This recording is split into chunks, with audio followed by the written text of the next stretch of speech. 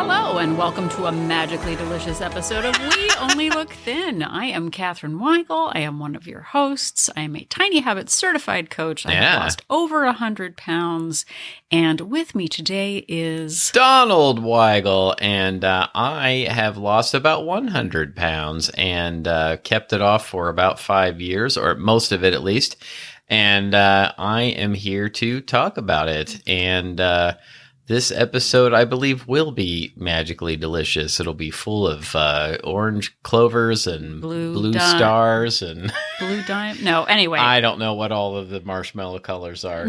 Clearly, clovers are not orange, which is what I just said. I don't know. I don't eat that cereal. Yeah. I don't eat it. No. I really don't eat cereal. Like, I'm not a cereal guy. Well, I'm here for the prize. Yeah. Oh, my goodness. I'm all about the prize. Box of everything. Yeah, I've got my eyes on that prize. That is for sure. Oh, my gosh. We literally have a box of Lucky Charms on top of our fridge that our daughter, occasionally she'll have one marshmallow from it and be like, I'm so full. Yeah, exactly. But, it's really frustrating.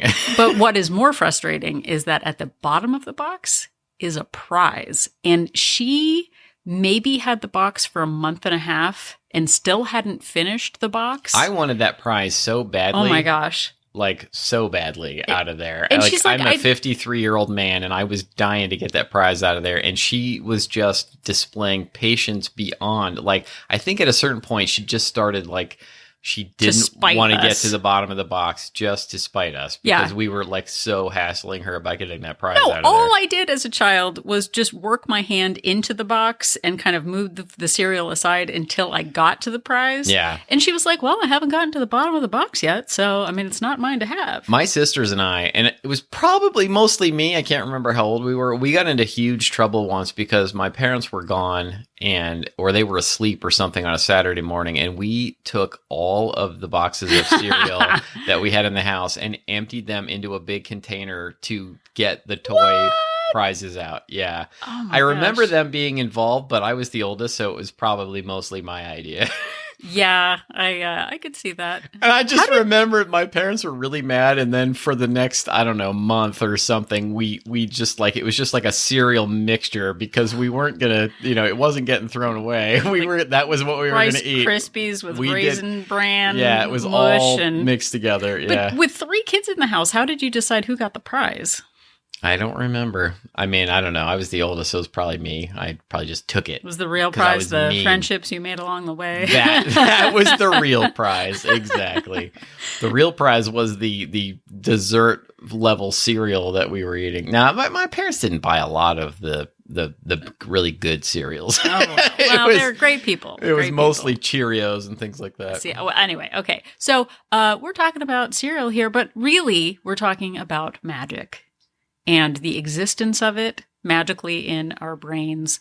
I feel like in general, I'm a complicated person. Yeah. But I believe in science. Yeah. Can we just go back and focus on the fact that you've admitted on a recording you're a complicated person? Because I would like the world to realize.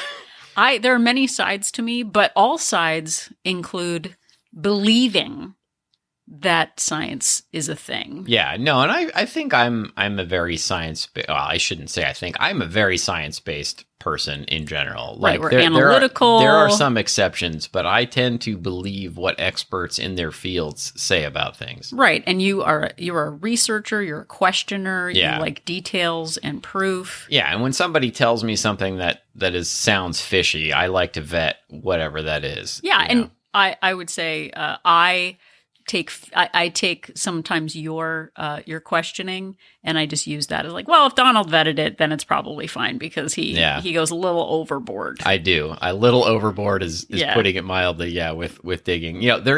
I do though with sports though. I do engage in some sports superstitions, which I feel a little weird about, but I don't think I actually believe. It's just fun. It's just fun. But I still I have to put my Steelers' terrible towels on the couch in a certain way, or else they'll definitely lose, that kind of thing. Yeah, no, you're imbued with some magical powers when it comes to...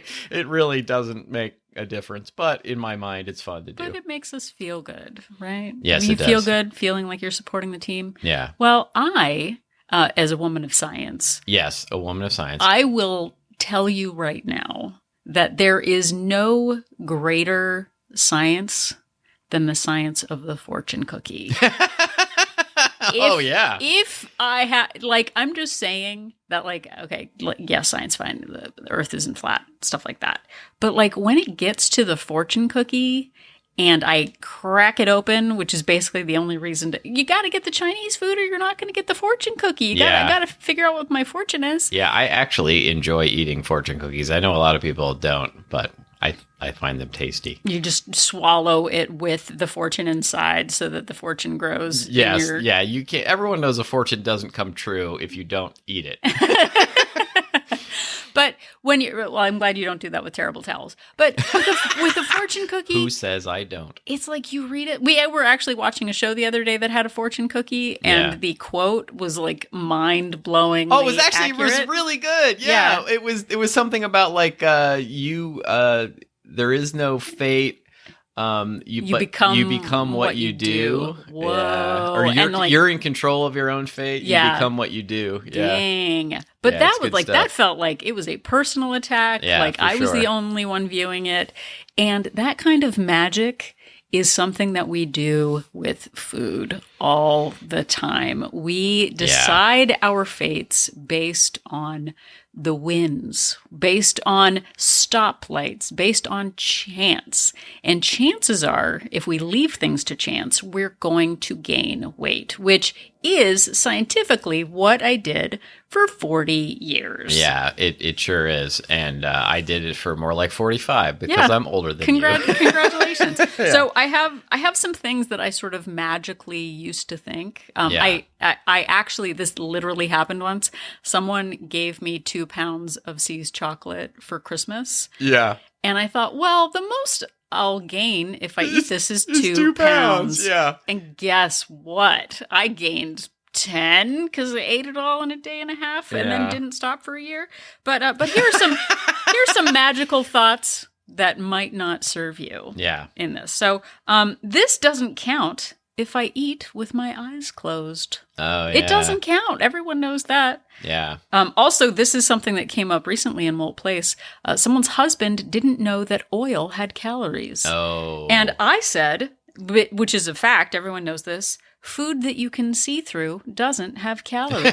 Right. Whether it is Swiss cheese or a donut, if you can see through it, it does not have calories. Yeah, so I used to poke holes in all of my food so I could see through it. Okay, so if it doesn't taste as good as I thought it would, the calories don't count. Right. Because I need to eat the satisfying thing. If I don't like it, it shouldn't count for me. Yeah, and I used to do things like, I really deserve this, so it doesn't count against my calories. Right. Like I'm so upset about something that I deserve this, so I'm not going to track it in my tracker. And because I'm not tracking it in my tracker, then the calories don't count. Right. So we spent decades, and again, just sort of from your mood rings to the horoscopes, to those, do you remember those like fish, those little like, they were like plastic fish that you put in your palm and depending on how it curled, it told your fate. And if it curls one way, I forgot about those until this moment, but those were so fun when I was a kid. But we call upon those dark forces in deciding our food choices. And we do it almost to the point of not even realizing it's happening. And I did that for so long. So for this episode, we are going to talk about the way we invoke the dark magics to decide our fates with food and how damaging that is. And as we're going through these, really think about all the stories that you tell yourself and all the exceptions that you make based on the fates. Yeah, absolutely. And, it's like I used to, hopefully I'm not stepping on something you were going to say, but, it's like I used to let my food choices be guided by a magic 8-ball. I forgot the magic 8-ball. Yeah, the magic 8-ball. Like, you shake it up. Actually, I think you're not actually supposed to shake it up according to the directions. Really? Yeah, you're just supposed to turn it over because shaking it creates bubbles and stuff. I don't know. I read instructions as we've Boo. established. I know. So, but I would be like, in Magic 8 Ball, should I eat all the cheese? And I would turn it over, like, hoping it would say, yes, Donald, eat all the cheese. Or all signs point to yes. Yeah. But instead, it would say, if you love cheese, responsibly work it into your diet and exercise Boo, plan in a responsible way that fits into your calorie goal. And I would kick it out the window, and just eat all the cheese. I'm anyway. definitely the kind of person who will flip the coin and be like, well, best 2 out of 3. Like, what's it going to tell me this time? Yeah. But I do that with food so often, or at least I used to do that, of making bargains with myself, whether it is on the with food or on the scale, to determine my next choice. And that got me 100 and some pounds up the scale. So we are going to go through, not as the We Only Look Thin players, but just as normal people, this episode of things you might have done or things that we have done that produced negative outcomes. Yeah, like I would say to myself, if I make this traffic light, like if I get through, then I won't stop for fast food. And then, maybe I'd slow down a bit, hoping it might change to red. Well, I definitely did the thing of, if there's no line at the drive-thru, then I'll stop, because it's a waste of time. But I'll see it as a sign that I should stop and get it if there's no line at the drive-thru. Yeah, exactly. Or if I just happen to pass, I would name a fast food place in my head. If I just happen to pass this fast food place, then I'll go in and get something. But if I don't, then I'll just go home and eat a responsible meal. Well, and also in the category of, I don't want to be rude, I don't want to insult anyone. If they offer me a supersize, I will take it. There was a donut shop where I would get a croissant each morning, and if they offered me a half a dozen donut holes for free, which they did all the time, it would be rude not to take it. Why did they do that? I wonder how they stayed in business. Because I think they saw that I was an easy mark for coming every single day. I think that's why. Frequency, I get that. Yeah. But if it's on sale, I'll buy it. Like, I can't afford to not buy this if it's on sale. Well, and I used to do the thing, and especially when I was much younger and had no money, of, well, this is free food. We would get free lunches at work a lot. I don't know how many other workplaces are like that, but the office is ordering free food. I have to get whatever it is. Now, I was ignoring the part of, I could have ordered the healthy option off of whatever the menu was, or I could have chosen to not, stuff my face with everything, but it was free food, so I had to eat it. And I might as well just, you only live once, I'll eat as much as possible right now. Well, and two, the thing of, like, I'm driving home hangry. I'm going to the grocery store hangry. I'm going out to run errands, and I forgot to eat something, and I'm shocked that I'm starving. And what am I going to do? I guess I just need to stop and get fast food or whatever is at the counter. Like, I would go to the grocery store and be like, well, a Snickers bar would really be a pick-me-up right now, and I'll get the king size because that's only 10 cents more than the regular size. Well, and in hindsight, I would intentionally do that to myself. I would be like, well, I'm just going to go run a few errands. I'll be fine. I'm not going to eat anything before I go. And then, oh my goodness, I'm starving. I can't possibly go on. I'm going to eat. I mean, I'm just saying what you just said, but I'm going to eat, all of the fast food because I have no choice in the matter. Reeling into madness. And I would do that thing where I would get invited someplace and I'd be like, oh, I won't eat anything healthy before I go, or I won't eat anything that's like part of my plan. I'll just eat whatever they have there, but I promise I'll be responsible. Like I'll definitely, future me will make the best choices, even when I'm super hungry and all of that food's right in front of me. Well, and also the host of the party told me not to bring anything. Oh, I don't want to be rude. Right. So I'll just, like whatever. Like, I know I could make something beforehand, but that would be rude. So I'm not going to do it. And my work, I mentioned the free food in the office. They also have catering and craft service on set. And rather than planning ahead, I would just say to myself, well, they'll probably have something that's healthier within my plan. Like, so I'll be all right. I'll just eat whatever, catering or craft service has and be fine. And then all it would be is, chips and in air quotes, granola bars that are really candy bars and things like that. Well, and there's also that thing of, oh, I'm only going to be out for an hour, so I should be fine. But then something happens, you get delayed, you forgot you needed to do something else, and then you're stuck without food because you didn't have anything to fall back on. Yeah, and then that big piece of magical thinking that I engaged in over and over again for many years of I can't let them throw this away or it'll be wasteful.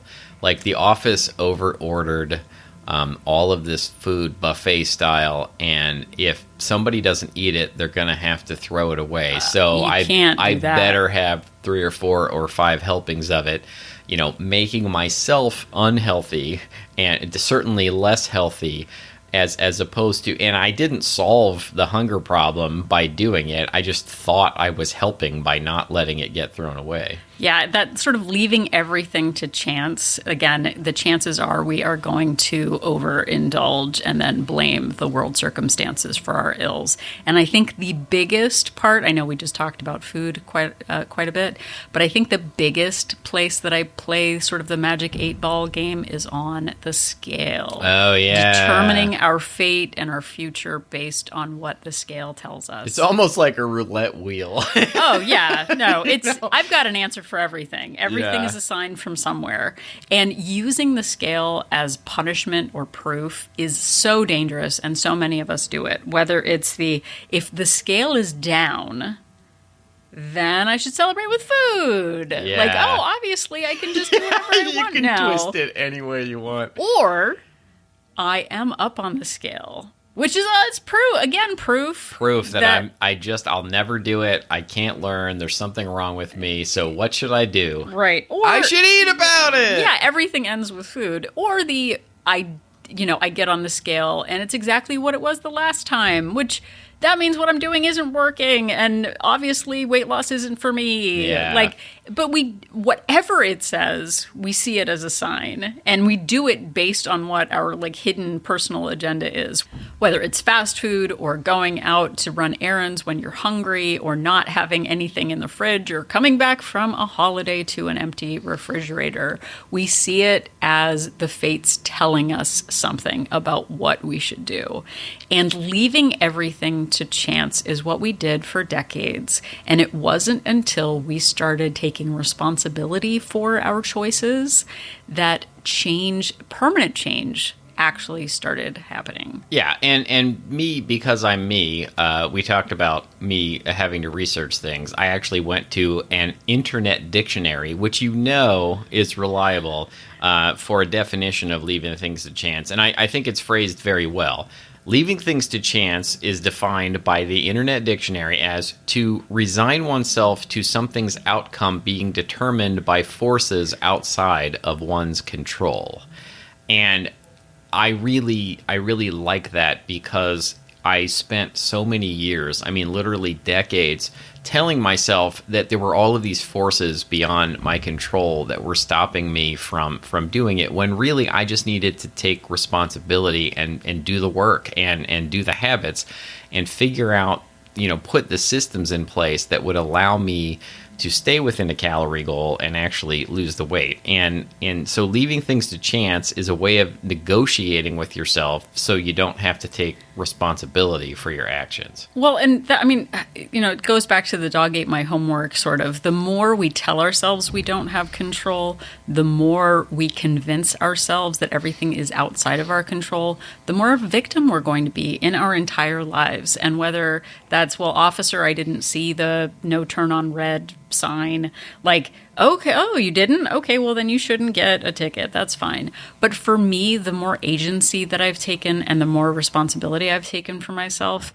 the more empowered I feel. And so I know we might have hit some hot button issues going through all of the obviously the fast food checkout lines or whatever that we've just talked about. But now we're going to focus on what we can do to actually set ourselves up for success. Yeah, and all of this sort of leads to your allowing yourself to be constantly surprised. Yeah. And constantly, we did an episode called 365 Surprises, where like every day offers you a new chance to be surprised. Like I can't, I was going to get on my plan, but now the Super Bowl is the next day. Forgot. We just did the Super Bowl episode, and oh my goodness, my boss ordered tacos for the office. I can't possibly, like, I was gonna avoid tacos specifically, but my boss ordered them. I can't do anything about it.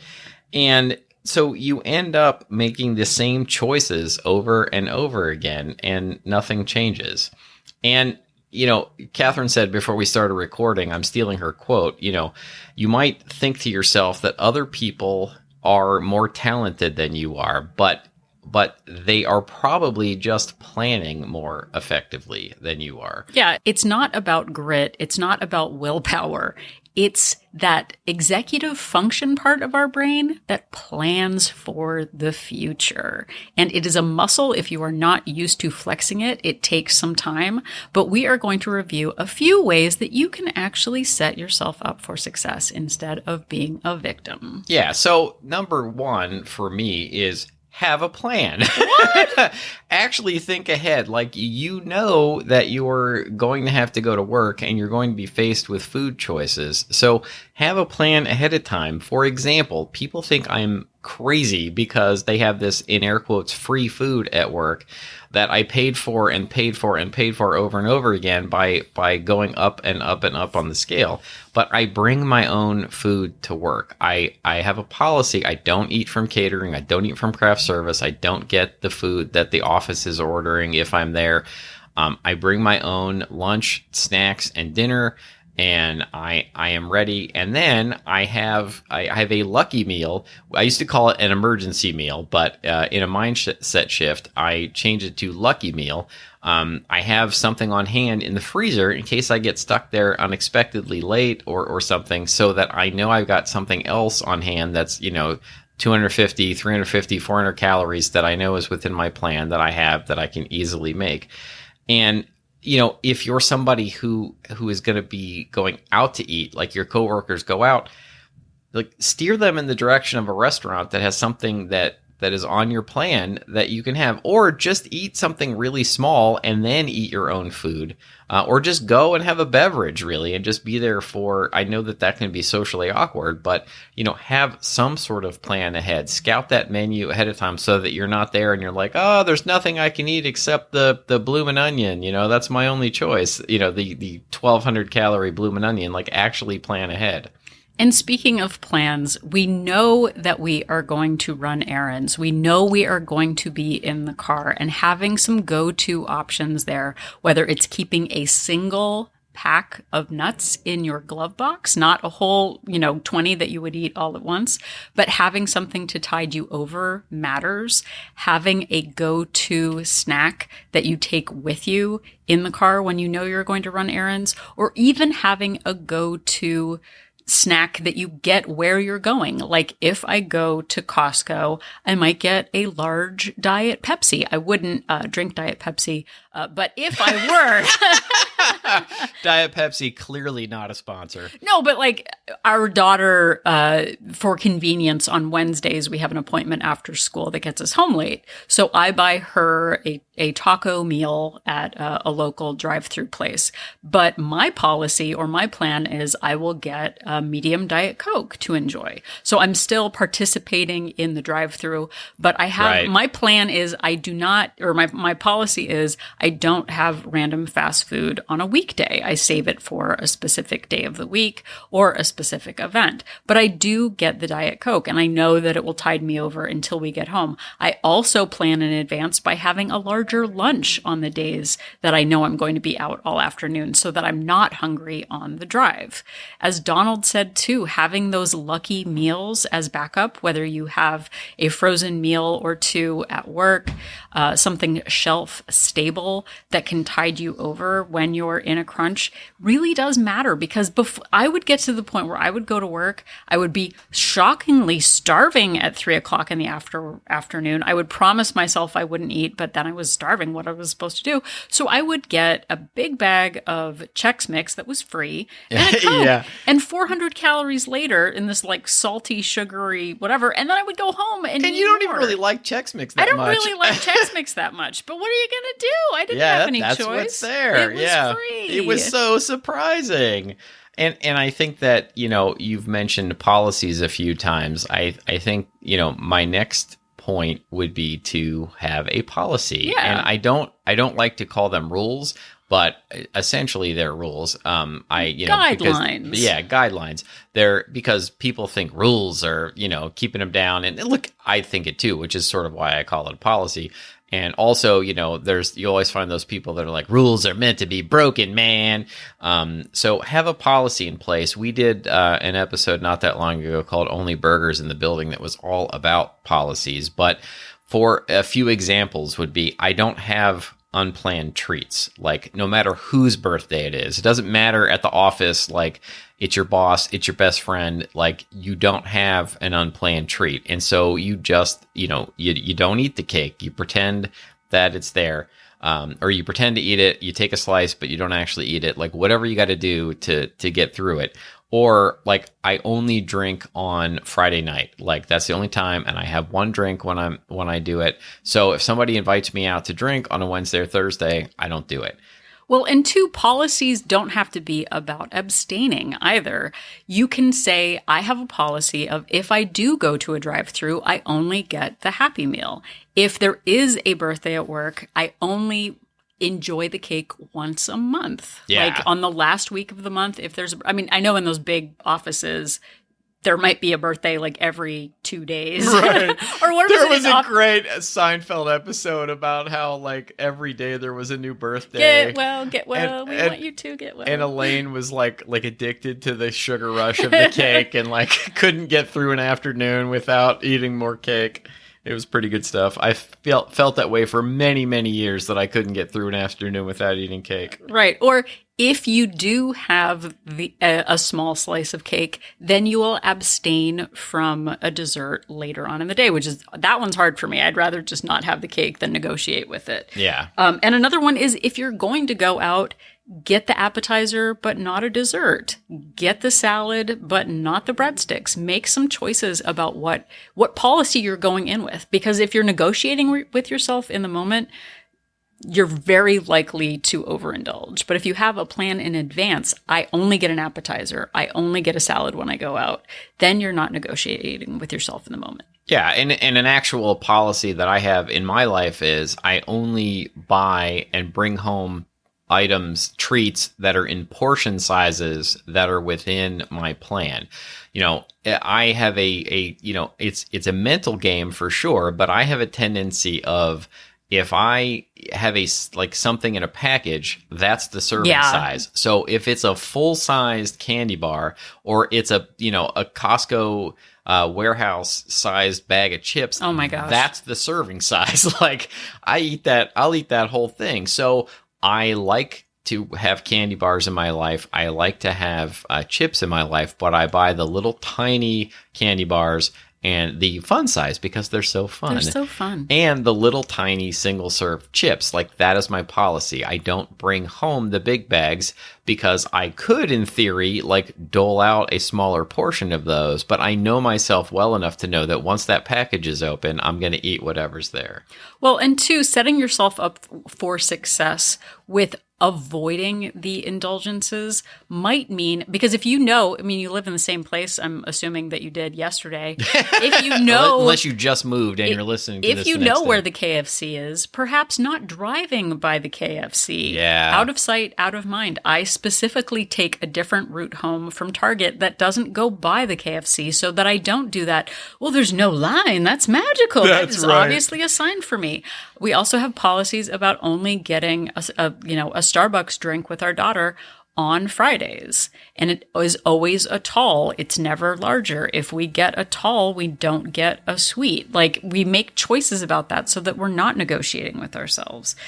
And I know a long time ago, I can't remember if it was on a Wolt Place, We Only Look Thin Place Zoom, or if it was on the podcast, but there was something about we make 35,000 decisions a day, whether it's, Oh, you know, wow. what shoes to put on, what, you know, whether we're actively thinking about it or not, we're making all these choices. And the more tired we are, the more exhausted we are, Oh, yeah. the less likely we are to make decisions in our own favor. So having those policies in place takes away the negotiation. Yeah, I almost like to think of it as being sober, you know, even though it has nothing to do with alcohol. But when I am tired, when I am, you know, it's the end of the day, when I've been, you know, had bad things happen to me during the day or just upsetting things happen to me during the day, I make really poor decisions. So making my policies and making my choices while I'm still, you know, wide awake and in my right mind, so to speak, and you know, not tired, drunk,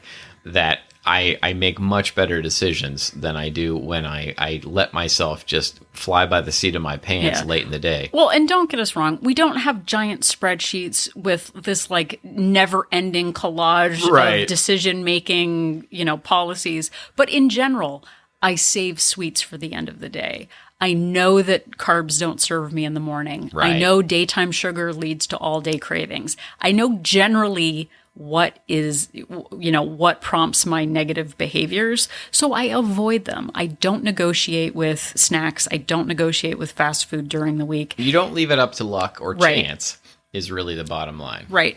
And finally, I know initially we had talked about the scale. When we decide our mood on the scale, when we say, if it's up, I'll do this. If it's down, I'll do this. If it's down, then I get to go out tonight with my friends. If it's up, I'm going to stay home all weekend.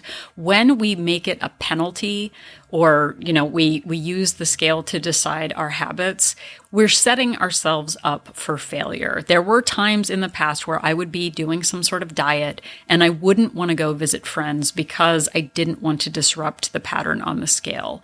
And now knowing again that this is a continuum where, you know what, I weigh myself on Fridays no matter what. That was someone in Walt Place had made that policy, and it's helped me have that policy. Yeah. I weigh myself on Fridays no matter what. I have the same policy, except for me, it's Saturday. So it's wildly different. Whoa. So having basic policies around the scale, I am going to stick to my calorie targets. I am going to decide to eat more on the weekends and less on the weekdays. Having those simple frameworks in place makes it so that we're not negotiating with ourselves. When we stop waiting for signs from the universe or divine intervention or, you know, well, if the light is red, then I do this. If it's green, I do that. Heads or tails, when we move away from that magical thinking and just simplify our lives with some basic policies and plans, it frees us to actually live in ways that are sustainable instead of reactive. And taking responsibility for our choices is maybe the biggest change we can make on this health journey. Absolutely. Instead of being victims of chance, taking responsibility gives us agency, and it gives us the opportunity to learn and to adjust in ways that, sure, there are going to be setbacks, right? We talked about setbacks last week. We sure did. But it keeps us moving forward. And if we can do it, if we can change our mindsets in our 40s. Yeah. Super old. Or 50s. I know. Now I'm in my 50s. If we can do it, you can do it too. At first, it's going to feel strange. It's not going to feel normal. But the more you practice it, the more things you put in place, and the more you notice the times when you're invoking that magical behavior. I know you don't literally have to have a magic 8-ball, but there are also apps for that, which we don't need. Don't flip a coin on your health. Take responsibility. Yeah, the magic 8-ball doesn't know whether you should eat that cheese or not. I actually used a magic 8-ball, an electronic one, to say if I should eat off our daughter's plate, and she yelled, no. So I don't need a magic 8-ball, but don't leave your health to chance. Take responsibility for your actions, and I promise there will be long-term payoff. Absolutely, and there is also a long-term payoff to continuing to listen to this podcast. Thank you so much for doing that. We are extremely grateful. Truly, yeah. I know I say that every episode, but it really is meaningful to me that people we don't know out there all over the world, like literally all over the world, are listening to this podcast, and it is so gratifying to know that we're making a difference and helping people. So thank you for listening. All of our episodes are available on all of the major podcast platforms, and also on our website at any time at weonlylookthin.com. Yep, and if you are at weonlylookthin.com, you can click on that link for Join Our Support Group and find out more about Wolt Place. We Only Look Thin Place is a Facebook-based accountability group for women. We are not a weight loss plan. We have people doing lots of different plans in the group, but it is a place for support, for insights, and for sharing honestly about successes and setbacks as well. We have 2 subscription options, a monthly option with a 3-day complimentary trial and a 3-month subscription with a 7-day complimentary trial to see if Wolt Place is right for you. Yeah, so do that. And one of the best things about it, and and I think Catherine doesn't like to toot her own horn, so to speak, is like you get direct access to Catherine and ask her questions directly. And what's better than that? I mean, lots of times, like, I had to marry her to get that sort of access, but you can get it just by joining Wolt Place. Also, you can get access to us on social media. We are on Instagram, Facebook, and Twitter at We Only Look Thin. And we even have a fancy email address. You can write to us at weonlylookthin@gmail.com, and you can ask us questions there that we will respond to eventually. You can also send us episode suggestions. We have turned many listener emails into episodes of the show. And you can also send us compliments, which we really enjoy. And that's important, having us enjoy things. It is. And going back to listener questions, I posted on Instagram recently asking a question about what people would like us to cover. Oh, yeah. We got lots of good answers. Lots of good answers. So I think we've got half of a year worth of episode ideas. So thank you for everyone who does post. I don't post on Instagram all that often because I'm busy being an inspiration in Wolt Place. We Only Look Thin Place. Yeah, I don't tweet as much as I would like either. It's but fine. Once in a while. Yeah, but thanks for showing up.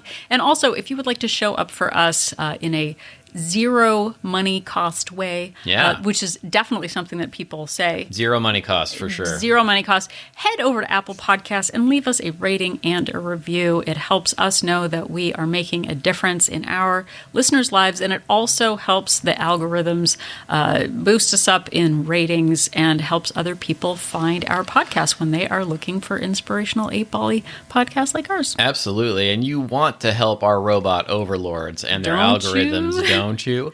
Also, if you could just tell somebody, talking to people is a good way to spread the word of the show. And really, it's one of the best ways because, your friends and family value your opinion, at least they should. And if you tell them about a podcast that they might like, they are more likely to go listen to it. Or if you're in an online group, Facebook group or Reddit group, and it's appropriate to give us a shout out, we would be grateful. It really does help the show grow. Yep. And if you are trying to decide if you should allow a fortune cookie to make your health and fitness choices or listen to the advice of Catherine and I, just remember that Catherine and I are an inspiration.